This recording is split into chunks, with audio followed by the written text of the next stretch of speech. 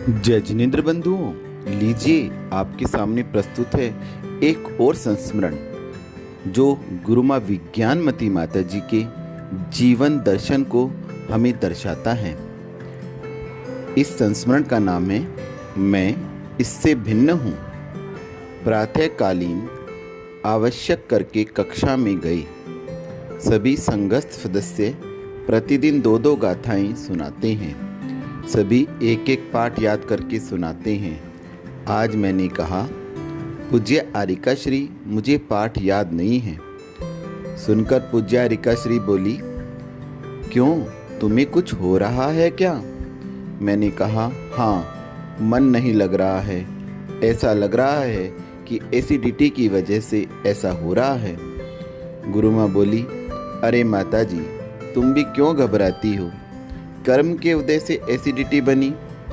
आत्मा ने मोह से उसका अनुभव किया और द्वेष रूप से जीव ने ग्रहण किया तो असाता बंधेगी। तब असाता के उदय से पुनः बीमारी आएगी। सुनकर मैंने कहा, सच है माता जी, मोह के वशीभूत होकर ही तो मैंने अपथ्य खाया और पाप का उदय था सो अपथ्य मिला। उसी समय ब्रह्मचारिणी निधि ने पूछा, माता जी, ऐसे समय में क्या सोचना चाहिए? पूज्य गुरु माँ बोली, उस समय यह सोचो, यह सब शरीर में हो रहा है, आत्मा में नहीं। मैं तो इससे भिन्न हूँ। जिस प्रकार इसके रोने पर मेरी आंखें नहीं दुखती, उसी प्रकार शरीर में हो रहा है, तो आत्मा को विकलता क्यों? पूज्यपाद स्वामी को याद करो, खट्टे वस्त्र यथात्मानम।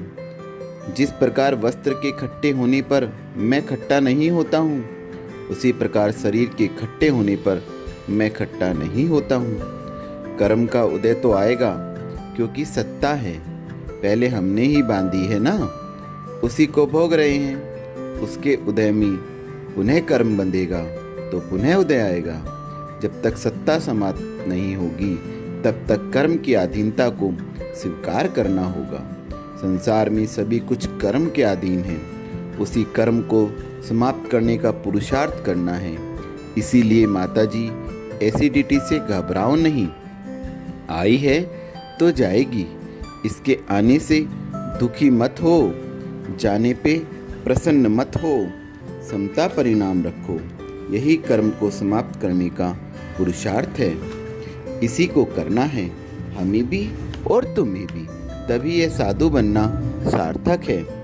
पूज्य गुरु माँ के द्वारा समाधान सुनकर ऐसा लगा कि सच में हम कितने कायर हैं जो इतने से में घबरा जाते हैं। गुरु प्रदत्त अध्यात्म रूपी टॉनिक भी नहीं पी पाते हैं, सो पुनः पुनः असाता ही बांधते रहते हैं। अब यह अध्यात्म रूपी टॉनिक अच्छे से पिएंगे, सदैव पीते रहेंगे, ताकि नवीन कर्म बंध से बचते रहें और अपने लक्ष्य को प्राप्त करते रहें। ऐसा शुभाशीष पूज्य गुरु माँ से चाहते हैं।